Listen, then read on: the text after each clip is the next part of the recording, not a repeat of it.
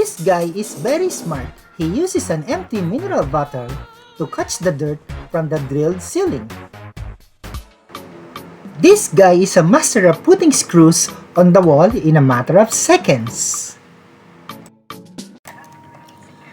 This guy uses a customized sling rope that's create a brick design on the wall in a matter of minutes.